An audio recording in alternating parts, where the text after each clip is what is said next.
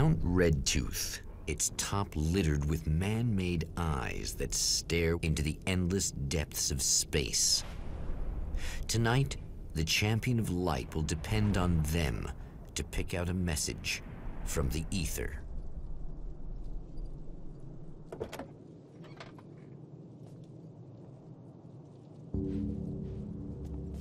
As history repeats itself, the man remembers the patterns. He knows that he needs the missing part for the telescope. I better find Dr. Meadows' car. That's where the camera should be.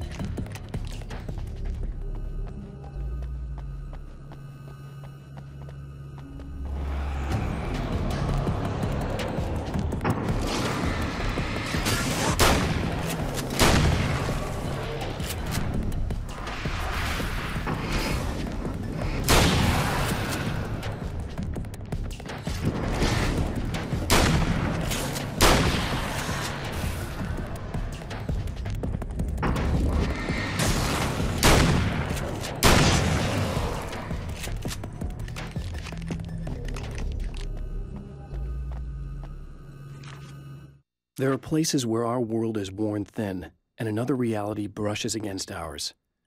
One such site is Cauldron Lake near Bright Falls, Washington. But there are others. That other reality is dark, vast, and malleable, always in flux. In its depths dwell vast forces and alien energies. They're dangerous. But in one of these places, if you know how, you can channel the power of that place and use it to shape reality.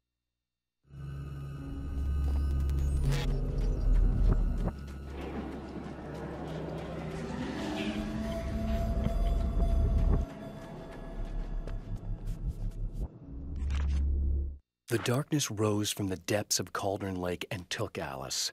It needed words. It needed me to write its way into our world. She was leverage, a hostage. I complied, but with a twist. I put in a loophole that gave me a chance to fight back. I was hunted by shadowy enemies, but I faced the darkness. I fought it with light. I drove it back.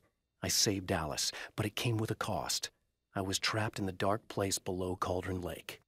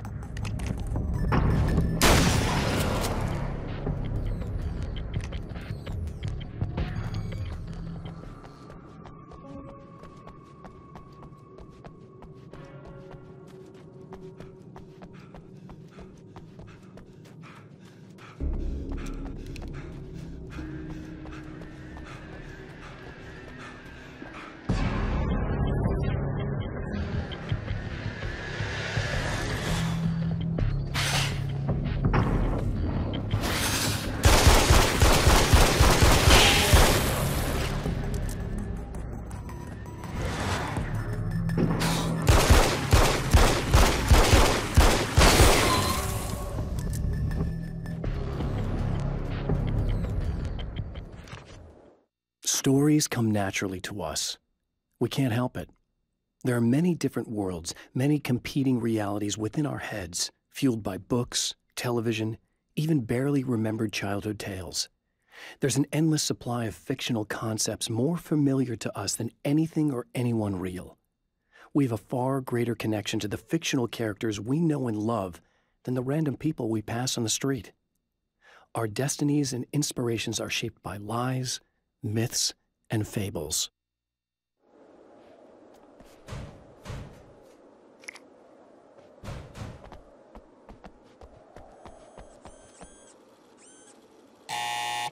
It's you! How dare you! No, wait. It isn't you, is it? I suppose you'd better come in. I'll unlock the door. Thanks.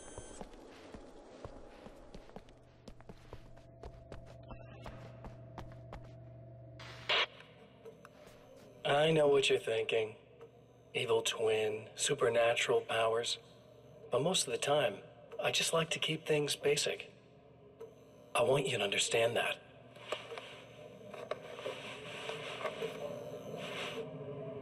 Like this. Need to get your hands dirty?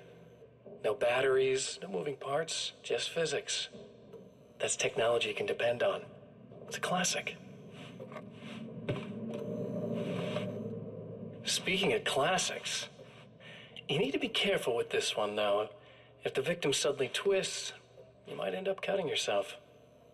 It's not really a workhorse, but I'm a sucker for this style. Now this is more like it. You've got slip-resistant grip. Believe me, you really want that traction once you're wrist deep in somebody. The blade's stiff enough so it won't open by accident in your pocket, but it's still really easy to open with just one hand. Now that's a big thing for me. I know what you're thinking. It's too big, too heavy. But sometimes you just need the extra oomph. If you're talking intimidation, this is gonna do the job. Also great for dismemberings and whatnot. You know, the messy jobs. I can't tell you how many things I've MacGyvered with this stuff.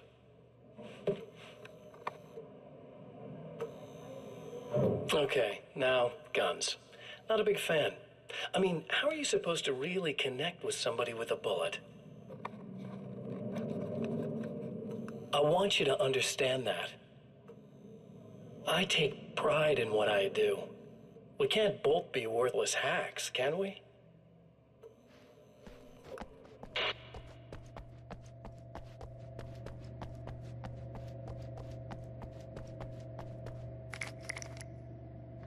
You'll have to forgive me, but this feels very strange. It seems like this has all happened before. I have the replacement part for your telescope, Doctor.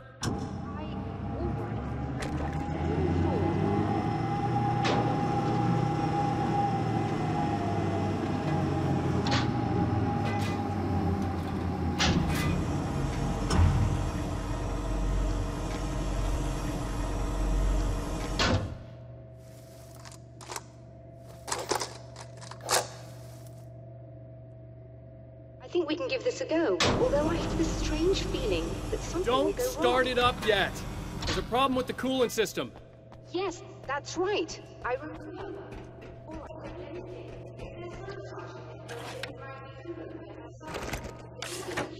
Ready to pick up the signal. That is why you're here, isn't it? Yes, it is. I'll take care of it. Before you go, if you have the time, I'd appreciate if you came up here and explained a few things. All of this is very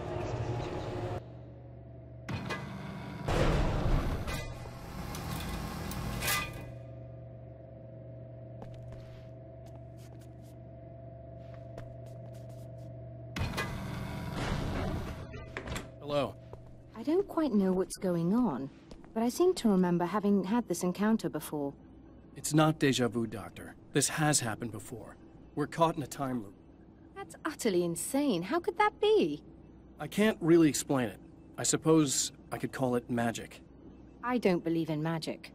Neither do I, but I can't argue with what I've experienced. Listen, what matters now is the signal. The last time we only caught a part of it. I need the rest of it. Whether you believe me or not, you want to look into this as much as I do, right? Yes.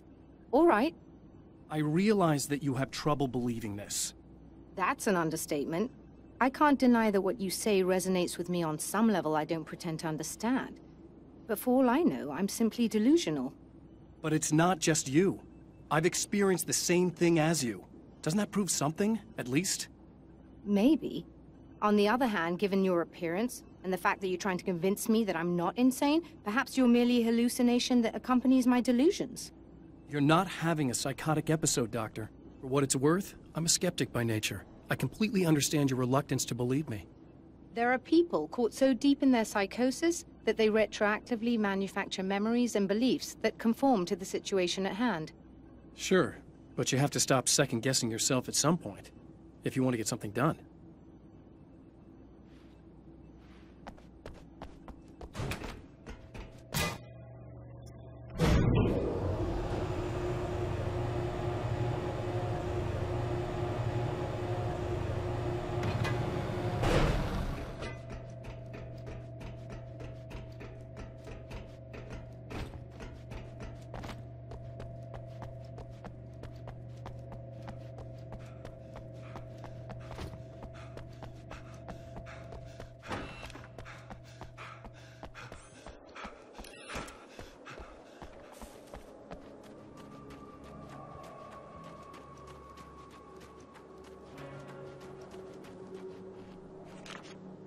The Taken may well be the tool the darkness favors over any other. At some point, they used to be human, but whatever humanity they once had is long gone. Now they're just shells covered and filled by darkness. The Taken Mr. throws at me are more grotesque and varied than the ones I first encountered in Bright Falls. But I know how to deal with them. I'd be lying if I said they don't frighten me. But I've survived worse. I can't let them stop me.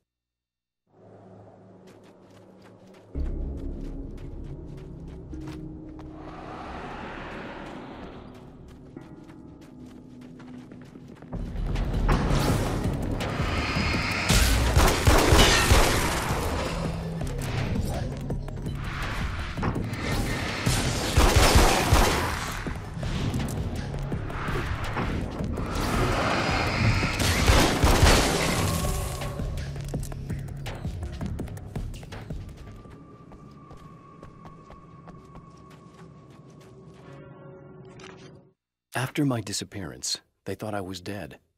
I might as well have been. I know it's been 2 years. I know Alice has moved on.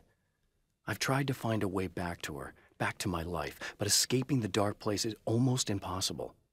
Time does strange things here, but dreams and radio signals can pierce the veil between the worlds. I catch glimpses and echoes of the world. Sometimes I send messages out.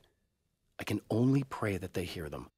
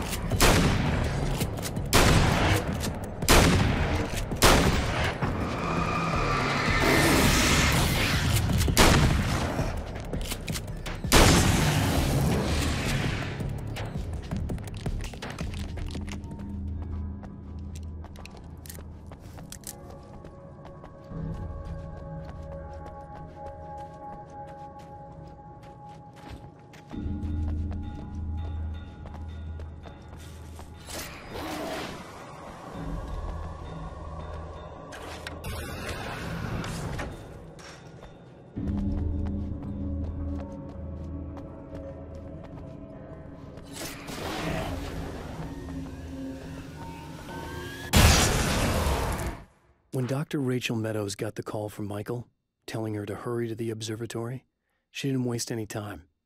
It had been a nice party.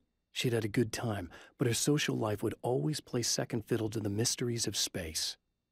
Michael never showed up, of course. He pulled over at the wrong rest stop. She never even thought about him at the time. The phenomenon in the sky above her was too fascinating.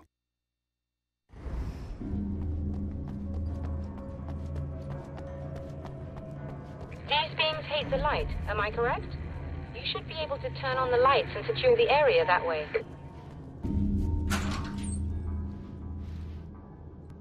Doctor, can you hear me? I think we're good to go. All right. I'll start looking for the signal. Please, head back.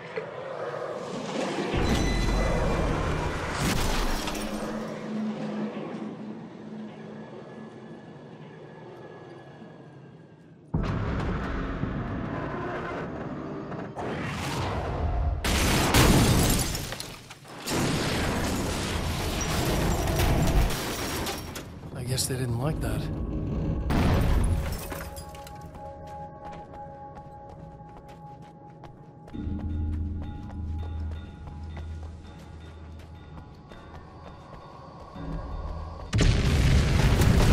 That mountain's trying to kill me.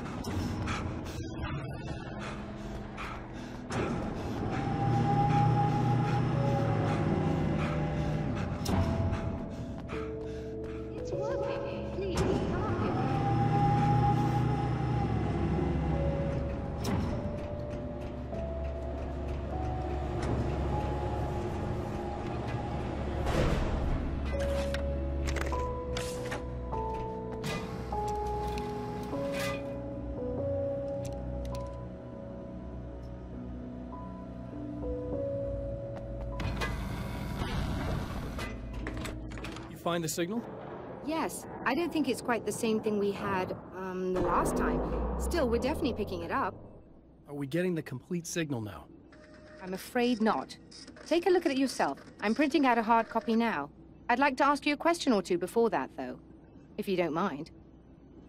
What's on your mind, Doctor? Most people would find these events extremely disturbing, provided that they survive these creatures, that is. You seem to be quite adept at dealing with the situation. Why is that? Yes, I was involved in... It's a complex story. I was in this small town, and a horrible thing from another dimension kidnapped my wife and manipulated me into writing this horror story that came true. I learned to fight it with light, and I managed to contain it and free my wife. But I was trapped in its world. Are you serious? Absolutely. So, I'm used to reality working in strange or even impossible ways. And I fought these things, not exactly like this, but close enough for a good while now. Of course, I have certain advantages. Was there anything else? What did you mean when you said you have advantages? At the risk of sounding like a lunatic, reality is much more fluid than people think. It can be influenced. I didn't take you for a mystic. I'm not. I'm a writer. And under certain conditions, I can, for lack of a better word, rewrite reality. Change things. That's absurd. But it works. Assuming I believe this, why don't you simply, I don't know, write yourself some superpowers? It's not quite that simple.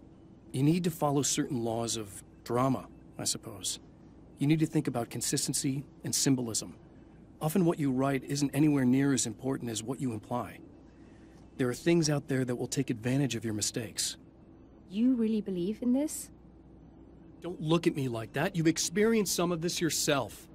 I will gladly admit that something exceedingly strange is going on.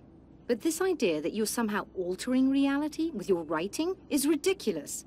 You're essentially saying you're controlling my actions. Leaving aside the rational arguments against this, what gives you the right?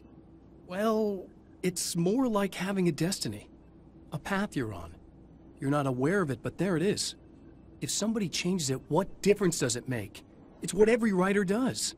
If you write something that affects one of the characters, they don't really know about that. I'm not a character. Are you saying that it's all right to take advantage of someone if they aren't aware of it? Look, all I meant was that if you're genuinely making all your own decisions, and those decisions lead to whatever destiny you have, what practical difference does it make?